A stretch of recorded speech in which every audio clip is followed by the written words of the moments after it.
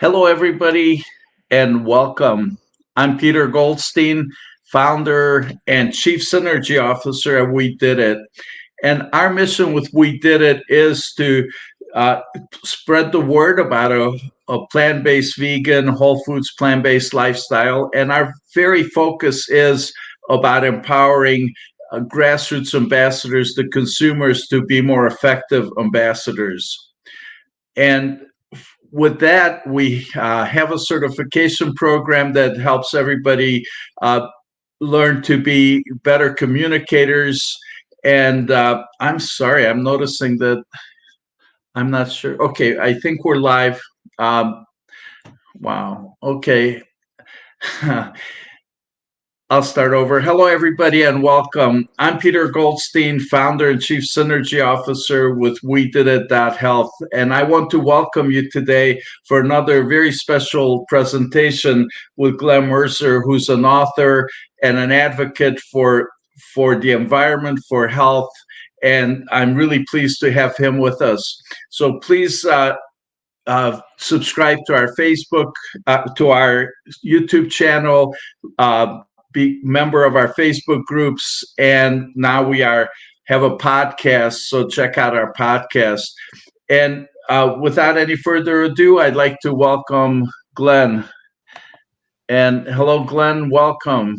Thank Hello, you for Peter. joining us. And let me say, Glen, you've written some amazing books, and appreciating you for that. You've written a book about owning your own health. You've written a book about food as climate. You've written one about Unprocessed, and we love what you've done. And I'm so excited to have you share more of your wisdom and some tips to help empower the grassroots ambassadors as we try to uh, inspire hopeful curiosity with our friends and loved ones and acquaintances. So, welcome. Thank you, Peter. And just to make sure that I don't seem to take credit for Chef AJ's work, I was Chef AJ's co-author on Unprocessed. It's far more her book than mine, but I helped her a little bit. My book, Own Your Health, Chef AJ in turn added recipes to that one. And then my book, Food is Climate, a number of chefs, including Chef AJ, added recipes to it. But I have evolved from writing just about health to writing now about the climate and the environment as well. Beautiful. So I understand you have a presentation you'd like to go through, and then Yes. I want to invite everybody to submit your questions in the comments there, and we'll attempt to answer them all at later on in the show. And with that, I see that Ken and Allison are with us. Welcome, Ken and Allison, and welcome everybody else who's joined us. So here's the presentation for Glen and a convenient truth. So please share with us your wisdom and your knowledge. I'll do what I can with the little that I have. I call it a convenient truth because there's one solution to so many of our problems that is very convenient. We can make one simple change, and we can solve so many of the most troubling problems in the world. I want to focus for today on the environment and the climate rather than health, but nothing affects our health, of course, more than the ability to breathe. And we now face a climate emergency. Now, we all have heard a million times that climate change is caused by the burning of fossil fuels, right? We've been told this for 30 years, and yet we burn more fossil fuels now than we did 30 years ago. So trying to solve this problem by reducing our burning of fossil fuels is not something that we've been very successful at. But the truth is that while burning fossil fuels is a problem, it is only the second leading cause of climate change. The leading cause of climate change by far is animal agriculture. So why are we being misled on this? Why is animal agriculture rarely discussed? And most of the leading climate spokesmen like Al Gore concentrate solely on fossil fuel burning. First of all, there's the visual bias. You can see smoke coming out of smokestacks and think, oh, that's terrible. We're polluting the atmosphere. You can't see that these cows over here are belching methane all day long. And methane is 120 times as potent a greenhouse gas as carbon dioxide. The IPCC, the Intergovernmental Panel on Climate Change, always tries to find ways to minimize the power of methane to heat the environment, because methane over time will degrade into carbon dioxide and water. But the reality is that the instantaneous heating potential of methane is 120 to 130 times carbon dioxide. So animal agriculture is actually responsible for at least 87% of greenhouse gases. And this is from the peer-reviewed paper by my friend Silas Rao that is entitled "Animal Agriculture is the Leading Cause of Climate Change," a position paper published in 2021 in the Journal of Ecological Society. The reason that Silas came to the figure of 87% is that he included things that the leading climate spokesman and the IPCC don't usually consider. Most importantly, what's called carbon opportunity cost. Carbon opportunity cost is the analysis of what would happen if we didn't have animal agriculture. Well, over 40% of the Earth's surface is grazed by animals for the purpose of fattening them so we could eat them. But what if we didn't eat cows and sheep and goats, and we didn't fence off areas and allow them to graze? If at least 41% of that area came back to forest, Dr. Rao has proven that that would sequester enough carbon dioxide to get us back to the levels of carbon dioxide in the atmosphere before the industrial age. So if we could just revegetate and reforest enough of the world, we could draw down enough carbon dioxide to end this crisis. Solar panels are better than coal-fired plants. But solar panels do not sequester carbon dioxide. They're not helping us draw down, they're just helping us emit less.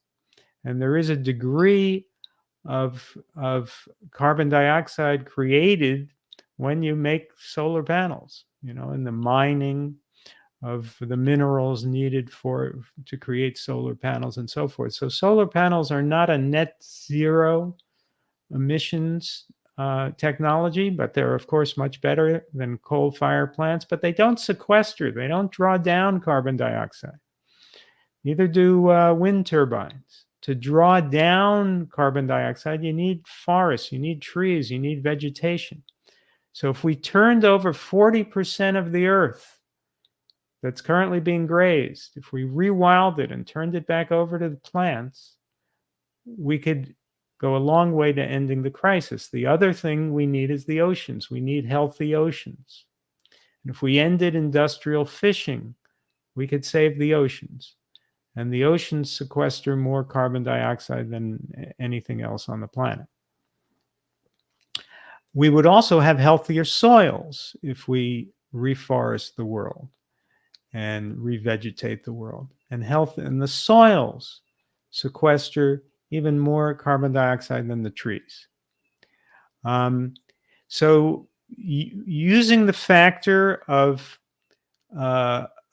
imagining a world without animal agriculture, being rewilded and sequestering carbon dioxide, that's what brought Silas Rao to his figure of 87% of greenhouse gases are actually caused uh, um, by animal agriculture. But Dr. Rao did not include every factor that he could have. He did not include, for example, animal respiration.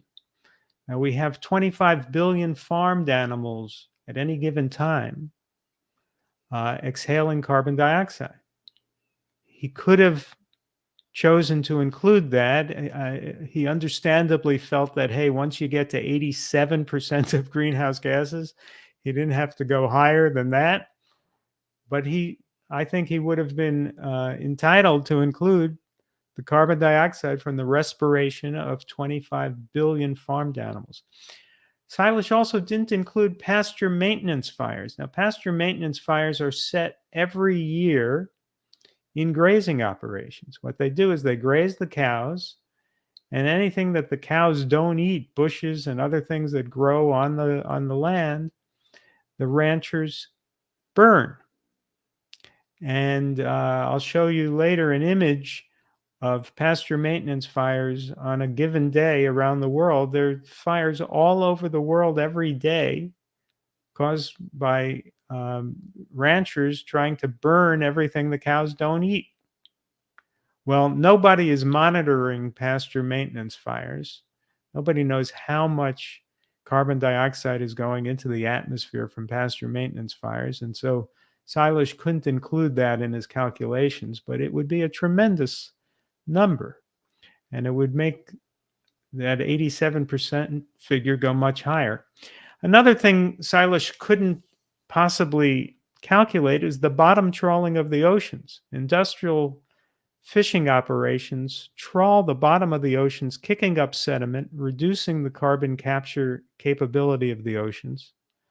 And that is a disservice to our ability to sequester carbon dioxide. But nobody's measuring it. It would be a very difficult thing to measure. And so Silas did not include that. The other thing is that because of our industrial fishing operations, we have less whales, less fish. We have sea forests that have been disturbed, and we have decreased sequestration from the diminished phytoplankton populations due to industrial fishing and the diminished sea forests. So what if we had healthier sea forests and healthier phytoplankton populations? How much more carbon dioxide could we sequester? Again, nobody's measuring this. It's not something that Silas could have responsibly been able to add to his figures and calculate, so he left that out. So I'll give you an anecdote here. I said to Silas one day, I said, well, what if you made an estimate,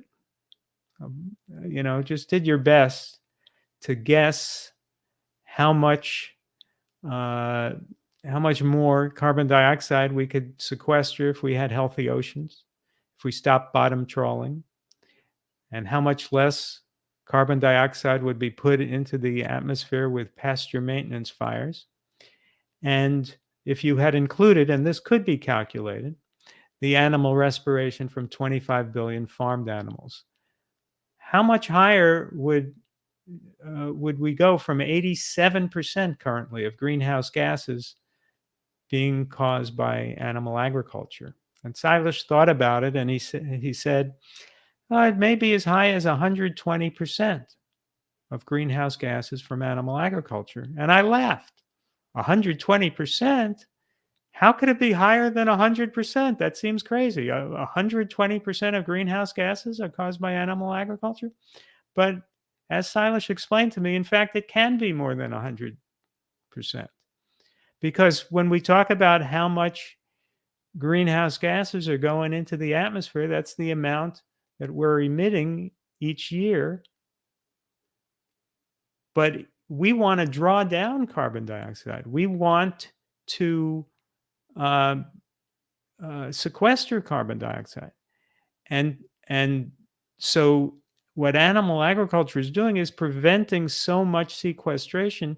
Without animal agriculture, we might be in a net negative. In other words, we might be drawing down carbon dioxide. So, and remember that before the Industrial Revolution, there were 280 parts per million of carbon dioxide in the atmosphere. And now there's 420. So we want to go down. The only way you go down is to reduce CO2 emissions by more than 100%. And we could probably do that just by ending animal agriculture. This is a fire map that I mentioned. These red areas are pasture maintenance fires set on any given day around the world. When you look at this map, notice all that patch of brown, the Sahara Desert in northern Africa, going to the deserts of the Middle East, going to the Thar Desert in northern India, and to the Gobi Desert in China. Isn't it interesting that in this map of the world that we've all seen maps like this before, and we're used to seeing a lot of brown in that areas? Why was the Earth created with deserts over there? Well, it wasn't. 10,000 years ago, the Sahara was forested. What happened 10,000 years ago? The beginnings of agriculture and animal agriculture. And so the Sahara was created to a large extent, might not have been the only cause. Other causes, including the wobble of the Earth's axis, are sometimes given by scientists. But people started chopping down trees for agriculture 10,000 years ago. People started grazing cows and sheep and goats. And that's what you do to the earth when you engage in those practices. So look at South America and all those fires. Well, we're doing it again. And one day the Amazon may be a patch of brown. So it's what we do to the earth that creates our climate crisis. And we've already damaged vast sections of the earth with animal agriculture. So we're destroying life on the planet. Animal agriculture and industrial fishing are the leading causes of greenhouse gases, deforestation and desertification, ocean dead zones, biodiversity loss, water scarcity, and pandemics. So let's compare social goods between, say, manufacturing and animal agriculture, and just the burning of fossil fuels in general and animal agriculture. Well, the burning of fossil fuels, I'm not defending it. I'm not, I had a house once with solar panels. I drive an electric car. I'm not defending the oil companies, but you have to admit that the burning of fossil fuels gives us a lot of social goods. People use it for transportation. They use it to heat their homes and to cool their homes. They use it to fly in airplanes and to manufacture goods. So the burning of fossil fuels has many positives, but unfortunately it also damages the environment and contributes to global warming. Now let's compare that to eating cows. There are no positives. There's simply not a single positive thing about animal agriculture. If you're going to argue, well, it gives us food, no, it gives us less food. If we ate the grains that we're feeding to animals, if we ate them directly, we would have 10 times as much food. So we have less food, we get fat and sick and diabetic, we get cancer, we get autoimmune diseases, we get all kinds of conditions that are caused by the stupidity of eating animals. And we damage the soil, and we damage the water. It takes far, far more water to eat to grow animal foods than plant foods. So we create droughts and create water crises, and we create pandemics. So you look at the two, you compare the two. Fossil fuel burning has some social goods, as regrettable as it may be. Eating animals, no social goods at all, only harms.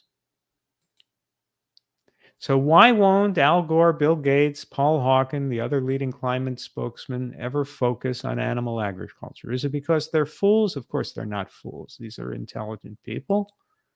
Is it that they're corrupt? I don't believe that. I mean, Bill Gates is trying to give all his money away. He's got more money than, or most of his money away. He's got more money than he could spend in 10,000 lifetimes.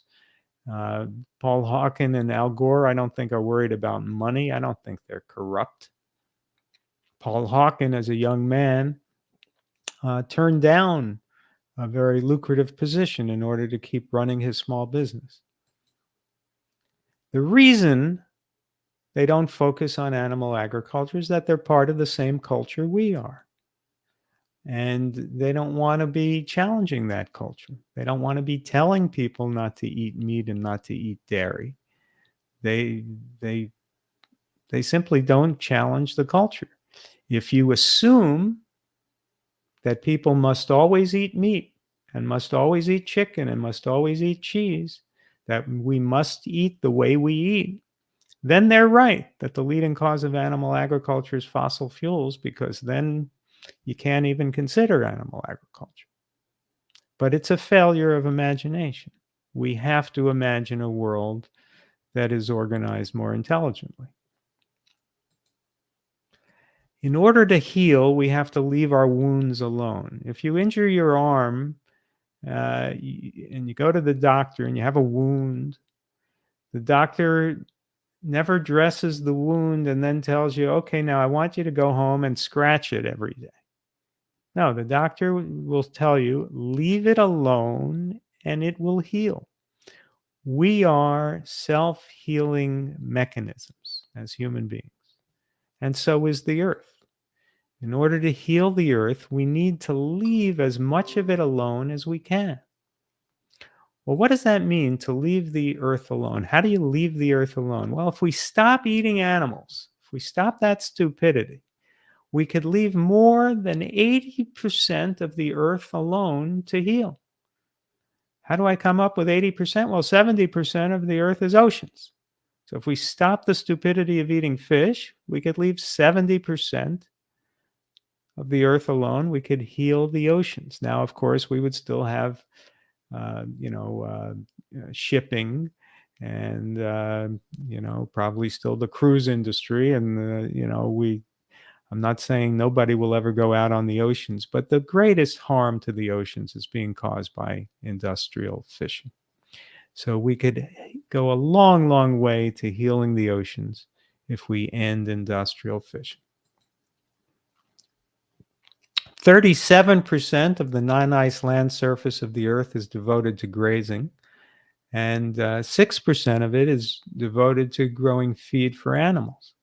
So of the 30% of the earth that's land, more than 40% of that is currently being turned over to the animal agriculture business. So if you add it all up, it's well above 80% of the earth that we could leave alone to heal. We could reforest the land.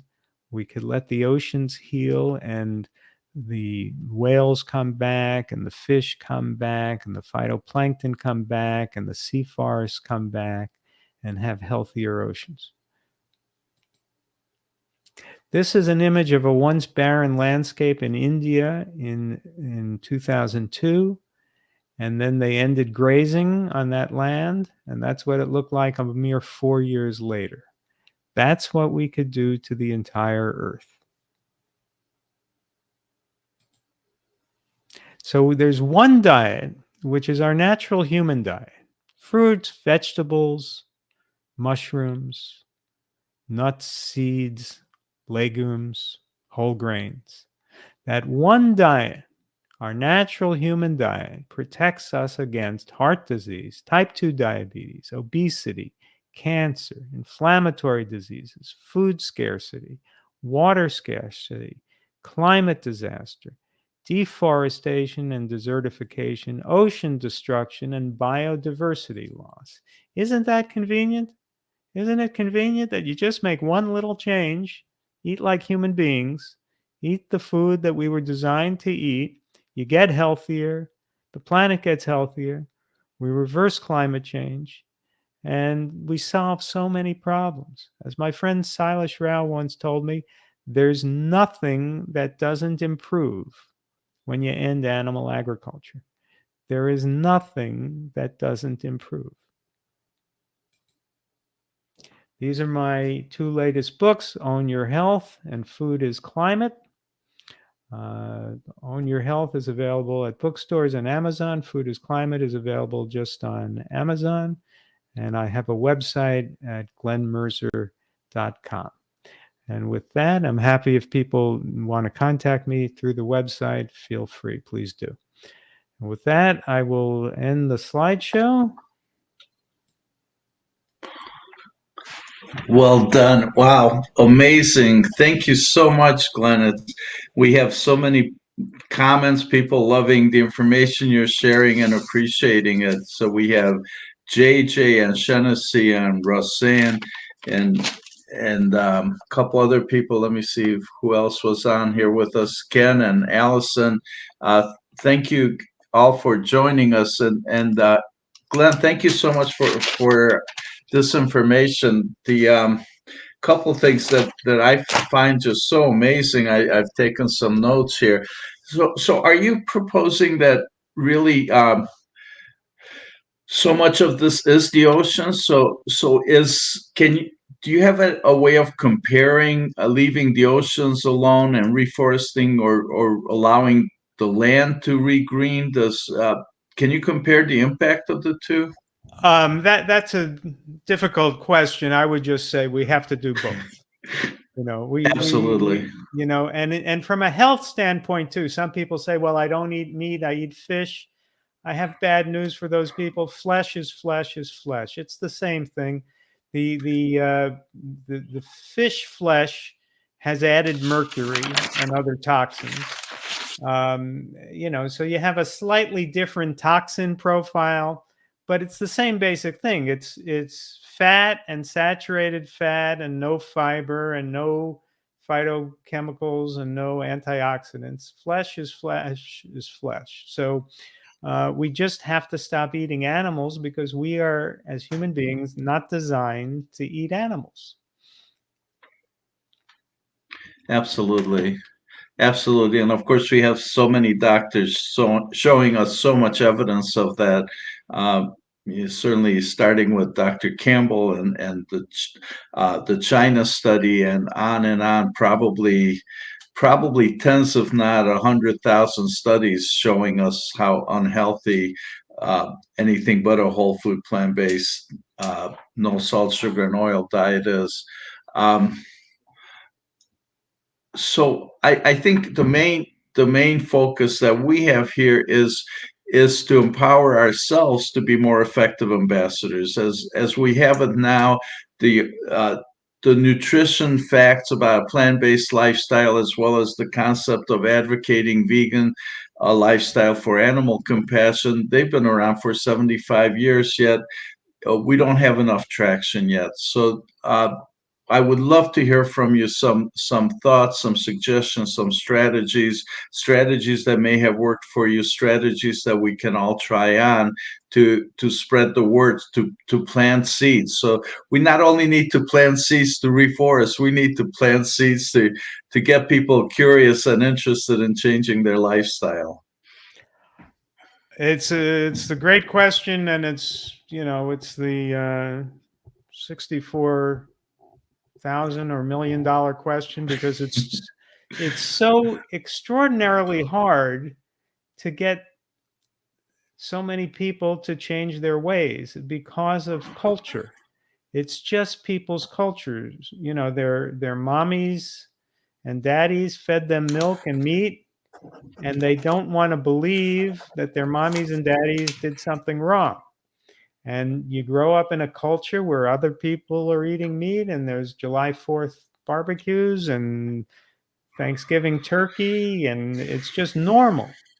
It's just normal. And so people view themselves, even as they get fat and sick, they view themselves as eating a normal diet.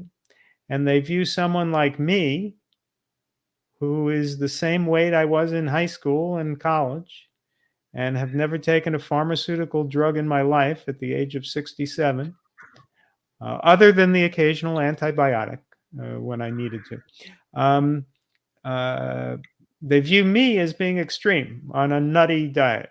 I'm the one eating a normal human diet. They're the ones eating animal carcasses and chicken menstruation products and bovine lactation products.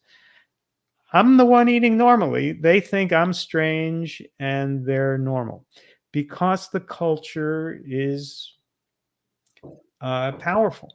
And so we just have to try to open people's eyes. There's a line in the movie Cool Hand Luke. What we have here is a failure to communicate. Well, what we have in America and in the world is a failure of imagination. People are not imagining a world that could be so much healthier. They're not imagining what it would be like if we made a transformation to a vegan world and allowed ourselves to think that, we could actually change our culture. We don't actually have to eat what mommy and daddy fed us. Maybe mommy and daddy were wrong. They were just listening to grandmommy and granddaddy. So, we have science today. We know the science. There is no serious dispute over the science. Nutrition is not a controversial subject. They just try to make it appear to be a controversial subject. There is nobody seriously out there who believes that you treat heart disease with sausages and scrambled eggs. So we know the healthy diet. The only obstacle is that the medical profession sides with the culture, and they just don't imagine that people can change, that their patients can change, that anybody will eat in a way different from the culture. So they'll just tell you, cut down a little on your meat, have some white meat, chicken and fish, which is, of course, the same thing. And they don't study nutrition in medical school, so the doctors don't usually know anything about it anyway. So what we're up against is culture. It is not a battle between science and science. It is a battle between science and culture. Well put. Yes, it is. It's our beliefs. It's culture. It's how we've been brainwashed by our culture, and how we grow up knowing that, and expecting that what we know is normal and right. And of course, unfortunately, you made a statement here that, and I'm kind of not seriously, but I'm going to challenge you. And challenge isn't the right word at all. But you said we eat what we used to eat, something like that. Did I hear you right, saying something about we're pretty much eating? We're going to have to play it back. I don't know what I said. Okay. All right. Well, you said something like that because what occurred to me is that, yeah, well, it's eating meat and eating milk and eggs and stuff. That's true, but it's very different in that it's so processed. So there's so many antibiotics. There's so much worse than the food. So much processing. So we're not really eating the food that we used to eat. We're eating highly processed. Let me address that, the issue of processed foods, and that's yes. Jeff AJ's book Unprocessed that I helped her with makes that case that we should be eating whole foods, not processed foods. But let me first apply it to animal foods, because you sometimes hear people say, these modern feedlot operations are terrible. They're an environmental nightmare. And that's why I eat only regeneratively raised beef or grass-fed beef or something. Let me try to disabuse people of that myth. Your grass-fed beef, you couldn't tell under a microscope the difference between it and the feedlot beef. Again, it's all the same thing. Meat is meat is meat. It's no fiber. It's toxins and endotoxins. It's too much fat, too much saturated fat, and too much protein and unhealthy protein, high in methionine, the amino acid that's been linked to cancer, very sulfuric protein. So let's look at meat, even if it's regeneratively raised meat from cows that are petted every day by the farmers before they're sent to the same slaughterhouses as the feedlot cows. There are no antioxidants in even regeneratively raised meat. There's no phytochemicals. There's too much protein. The body can't store protein, so as you piss out the excess protein, you're giving yourself osteoporosis. So there's too much protein, and the protein is carcinogenic, as T. Colin Campbell explained in depth in the China study. So the protein is bad for you. The fat we know is bad for you and causes heart disease and diabetes. There's no carbohydrate, there's no fiber, and there's a very limited amount of water. And you compare that to an apple. With an apple, you get plenty of water, you get fiber, you get a smidgen of protein, that's all you need. You get a smidgen of fat, and you get healthy carbohydrate and glucose to fuel your cells. So there's just nothing in meat that is healthy. There's no case for meat, whether it's regeneratively raised or feedlot. And if you say, well, at least the regeneratively raised is better for the environment, I would challenge that. I would say it's worse for the environment. As big a nightmare as it is to create these feedlots with the lagoons of manure and the fouling of the waters and the sprays, and it's horrible. As bad as it is, it's quite possible that the grass-fed and the regeneratively raised beef is even worse, because that's what's taken up the land. Remember, I said there's no way we restore the climate unless we turn the land back over to the forests and to the vegetation. Well, at least the feedlots aren't taking up that much space. And the cows are not living as long as the grass-fed cows, because the grass-fed cows live a little longer because they're getting some exercise, so they take longer to reach their so-called their killing weight. I forget the term they use for it. And so since they live longer, they belch more methane. So you have the grass-fed, and they belch more methane, by the way, just naturally by eating grass. So they're creating more methane for a longer period of time. They're burning more land into desert, and they're taking up more space. So the grass-fed beef is worse for the planet than even the nightmare of the feedlot beef. So that's beef. Then there's processed foods that are plant-based. There's white bread, and that's terrible. So you want to avoid the processed, refined fibers on the issue of health. You want to have the whole grains rather than the refined grain. You want to have the brown rice, preferably to the white rice. You want to have apples, or a little better than applesauce, but applesauce isn't terrible. So it's better to eat whole foods, and there I agree with you. As much as possible, we have to eat a whole food, vegan, low-fat diet.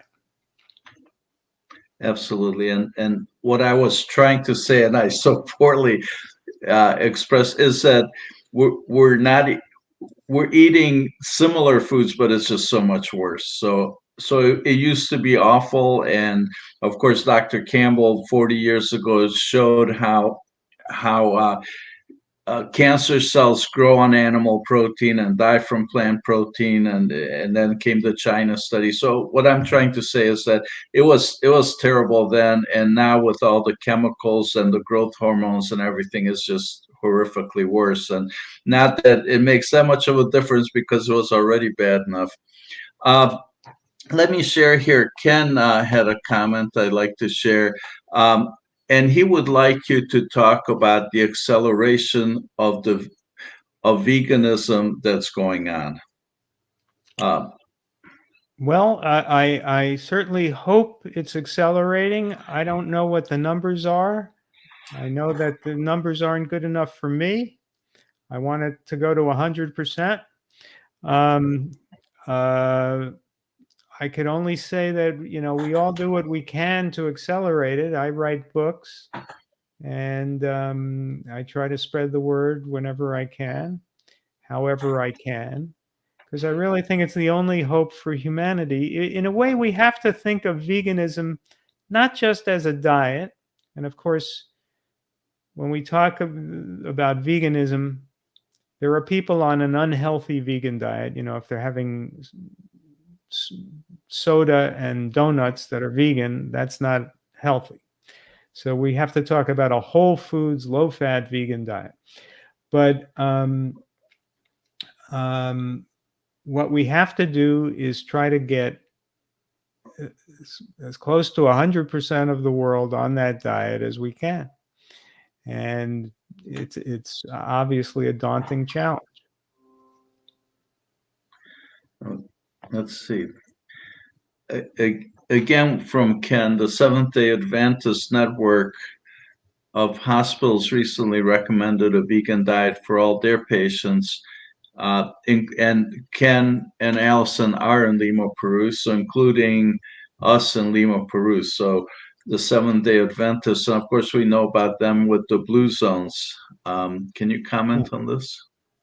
Well, the blue zones around the world are the places where there are the longest lived populations, and they tend to have some things in common: a high consumption of legumes, a low consumption of meat, and getting exercise and fresh air, and having a sense of community. I would suggest that we vegans can become a community. We can give ourselves that just by staying in touch with each other. And exercise is always to the good. And of course, we don't eat meat and animal products. So we've got what the blue zones have just by following this path. So we could make the world blue wherever we are. Make the world blue again, huh? Yes. I like that. Maybe we could get blue caps to wear. Yes, that's what we need, right? Make the world blue again with our blue caps, right? So, Ken, talking about the recommendations for the hospitals, and of course, we're all celebrating the New York City hospitals. Their default meal offering is plant based. Yeah. So yeah, so maybe these are a couple examples of veganism spreading, and certainly really slow for all of us, and at the same time it's in the right direction, so we just now need to kick up that momentum. uh, Glenn, I appreciate your comment on community, and community is a big part of what our work is, and I'll plug our work for a moment here, and we are creating a community. Our mission is to create a platform to amplify everybody's voices, um, and so we can all network and synergize, and together we can inspire hopeful curiosity in as many people as we can. So thank you, Ken. And Ken, I'm wondering if how that's working in Lima. So are the hospitals embracing that? Of course, we all know that that's the right thing for hospitals. I mean, how much more ironic than hospitals feeding disease-producing food to their patients? I mean, that has to be right there at the edge of the far edge of absurdity. Um, Next, we have a comment here from Shaughnessy. It is disturbing to think about that only 1% are vegans. 1% of vegans are activists. To make change, all need a lot more. We need a lot more activists. And Yeah. Shaughnessy, yeah, please comment on that, Glenn. Yeah, let me comment on that. I absolutely agree. I myself was what I call a shy vegan. When I became a vegan, I became a vegetarian at the age of 17. I never talked about it. I mean, I didn't hide it from people, but if anyone asked, I'd say I was a vegetarian, but I wasn't interested in converting anyone else to it. I was doing it for my own health. Not that I had any health problems, but that there was a lot of heart disease in my family. Um, and then when I became a vegan, it was the same thing. I was trying to improve my health starting in my early to mid 30s. I became a vegan. And again, I was doing it for my own health. So I wasn't interested in converting other people. I now try to convert other people professionally. It's now my career to try to convert people to veganism. It's what I do, and it's because the planet will not survive unless we create a vegan world. And I think what I was starting to say before is we have to stop thinking of veganism just as a diet, but think of a vegan economy. Think of a vegan civilization. Imagine a world in which parents taught their children, we don't hurt animals, we don't eat animals.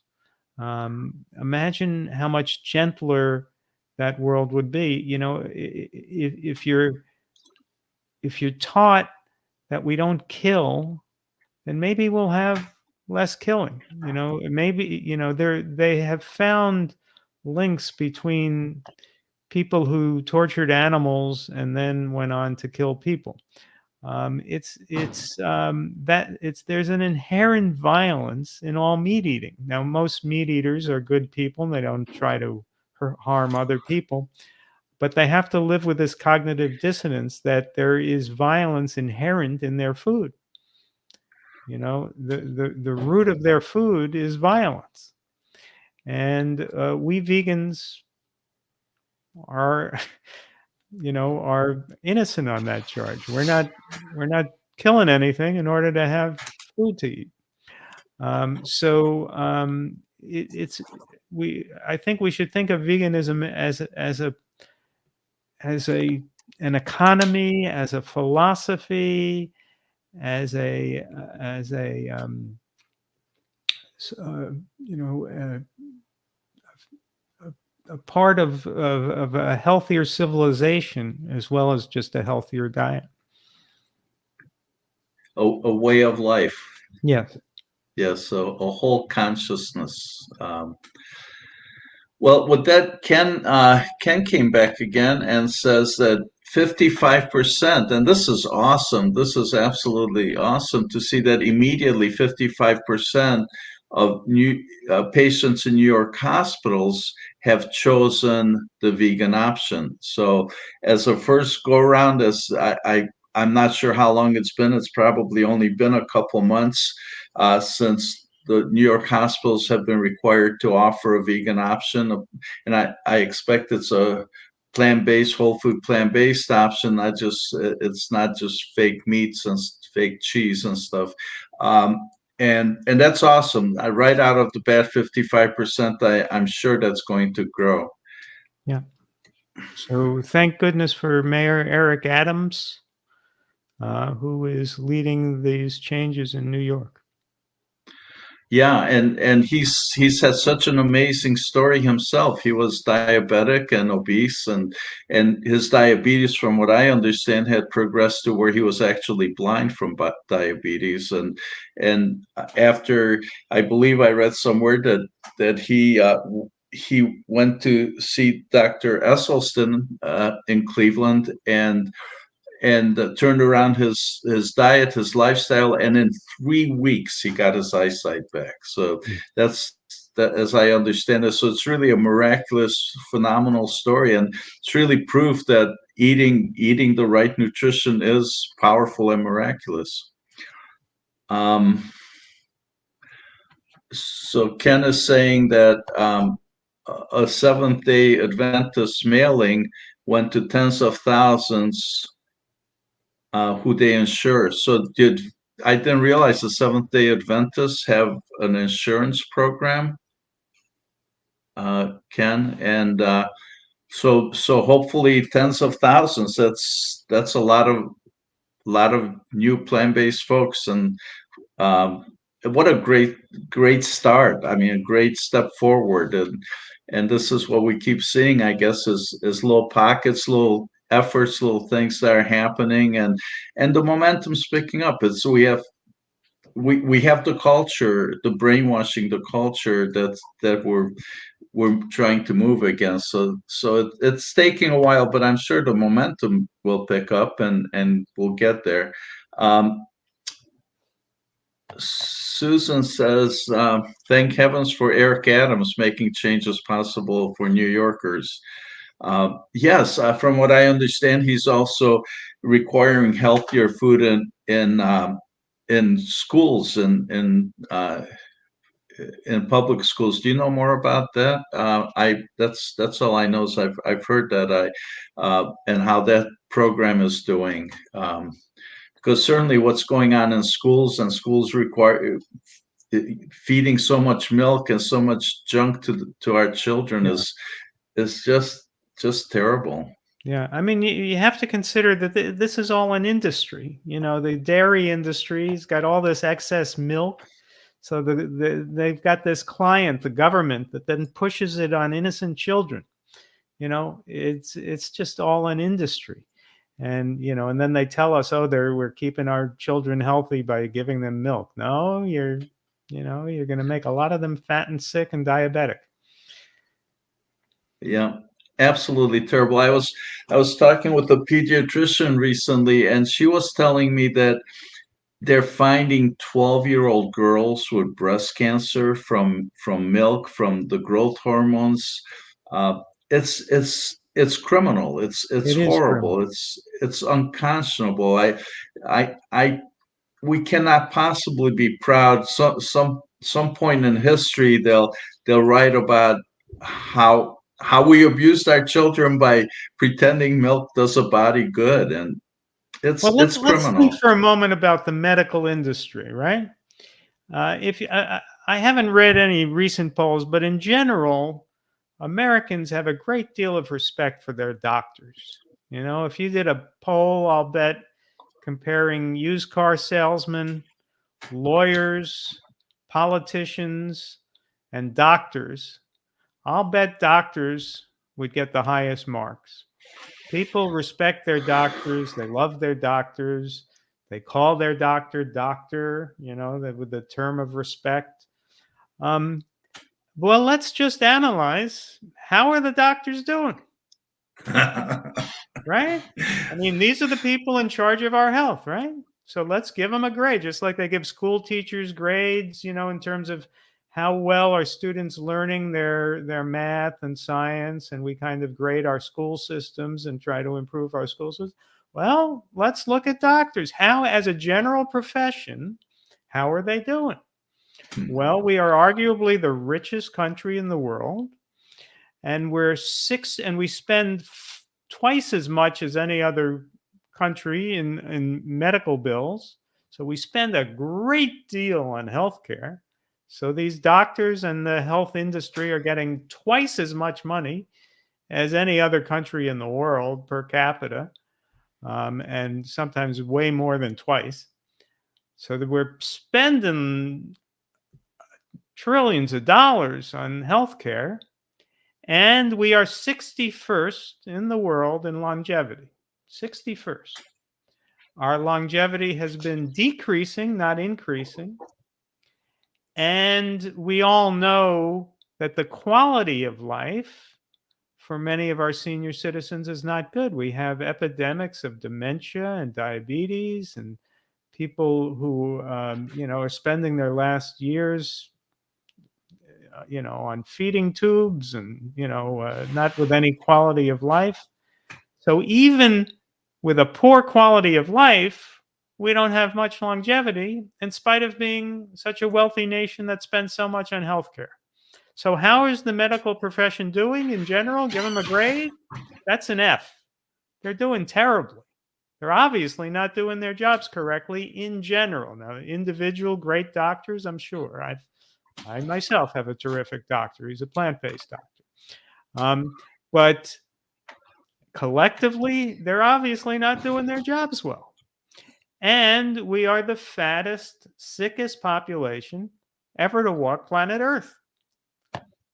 We have here, think of this statistic. Remember all the terrible controversy when President Obama instituted Obamacare back in around, was it like 2010? It's around 2010. Oh man, the protests of Obamacare, the people saying that the president was going to, have death panels and people hating Obamacare, and then the supporters of it, marching for Obamacare. Well, what happened with Obamacare? Let's just look at it objectively. It's today very popular. It has saved millions of Americans a lot of money on their health insurance. Because and I think currently about 20 to 25 million Americans get their health insurance through Obamacare, so they have more access to doctors. So those are the positives. Many people have saved money. Many people have more access to doctors. But when President Obama instituted Obamacare, obesity in America was 35%. Now that more Americans are presumably going to the doctor, obesity stands at 42%. So has it worked? Is it working that we send more people to doctors? Are doctors the solution? Obviously not. I mean, let's just face the fact. Obamacare has been maybe good for people's pocketbooks, but apparently it hasn't helped them very much to go to the doctor. They're just getting fatter and sicker, and you go to the doctor, often the doctor is obese. So, the solution is not medical care. It just isn't. Face the facts. Of course, people should have access to doctors. Of course, doctors sometimes save lives. Of course, there are some wonderful doctors out there. I recommend all the doctors affiliated with the Plantrition Project and lifestyle medicine who are plant-based doctors, plant-based telehealth. But the idea of thinking that the solution to health is going to the doctor is obviously proven to be wrong. It's not even debatable. Going to the doctor, it's not the main thing that you need to think about. The main thing you need to think about is what you're putting in your body at least 3 times a day. Yes. Yeah, it's amazing. So it's almost, yes. So going to the doctor when the doctors are misguided and primarily trained in knowing what to prescribe in terms of pharmaceuticals and procedures, and that's really what their training is about. Right. That's totally going the wrong direction. And with that, let me plug that we'll have Dr. Clapper on That's a early good May. doctor. That's a good doctor. He's a very good doctor, That's a great and doctor. he's a great doctor. So please join us for that. Watch for the date. And Dr. Clapper, one of his many missions, but a primary mission for him is to advocate nutrition for medical school. Yes. As it turns out, most doctors, and they're really wonderful people, most doctors are really great, caring people. And they never had any education in nutrition. So here it is, doctors who are so evidence-based, doctors who know that there needs to be evidence for them to be on board with something. They are never shown the evidence of nutrition. So doctors need nutritional education in medical schools, and unfortunately, most doctors have never had a single hour of nutrition in medical school. I mean, that's just mind-boggling that they go through all this training and they don't know anything about nutrition. So Dr. Clapper's mission is to get more medical schools, get all medical schools offering nutrition. And please join us. He'll be talking about the state of nutrition in medical schools. I absolutely agree with you, and it is mind-boggling that they don't study nutrition in medical school. I don't want to let doctors completely off the hook, though, because they should be able to figure out that what you eat is important, and they should be challenging their medical schools that this is just nonsense to not teach nutrition in medical school? This isn't hard to figure out.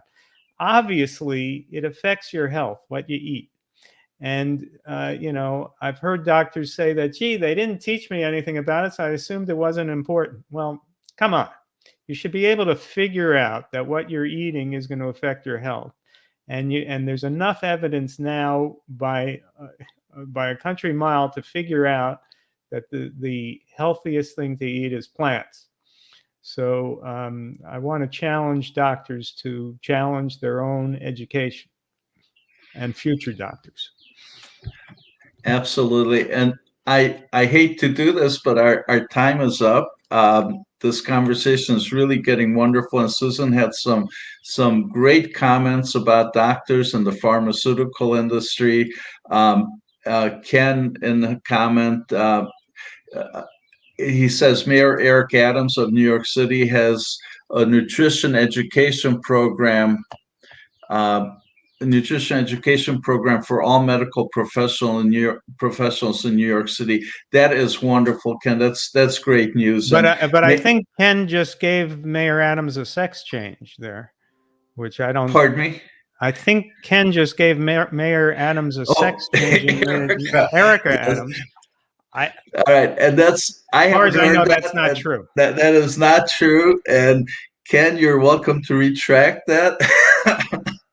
But yes, so it's Eric Adams, not Erica, and he's an amazing mayor. And I know that other cities should be watching what he's doing, because he's certainly enviable, and he's stepped out and taken on something wonderful.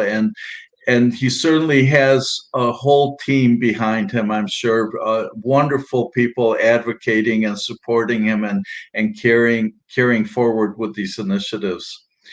Well, I hate to end this. This is getting really great, and what a wonderful conversation. And Glenn, thank you so very much for joining us, and everybody who's commented and asked questions.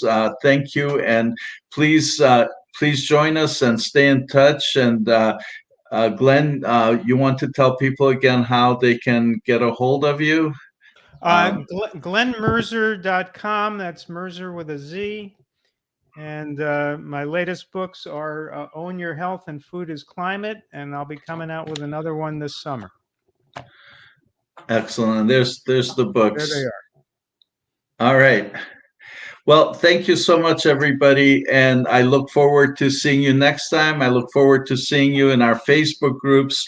And then the hot thing that we're all working so very hard on is to build our community platform so that all vegans and whole food plant-based folks can have one place to come together. And let me add that what we're working on is to form groups in our community that we're calling passion pods. And so every group will be based on a special topic. So whatever your passion is, whatever topics you'd like to see promoted and see grassroots ambassadors be empowered to spread the word on, we'd love to have you on the platform and creating the passion pods and networking and supporting each other. So with that, Marquita says thank you for the informative conversation. Peter, you reminded me when you put something on the screen. I also have started a podcast. So if you just go to the Glen Merzer podcast YouTube, I could use more subscribers. Please subscribe. Absolutely. I'll do that right away. I'll subscribe, and you come and subscribe to our podcast and our YouTube channel, and we'll both support each other and get that much closer to where the culture, the norm for humanity will be a vegan standard. So thank you, everybody. Bye for now.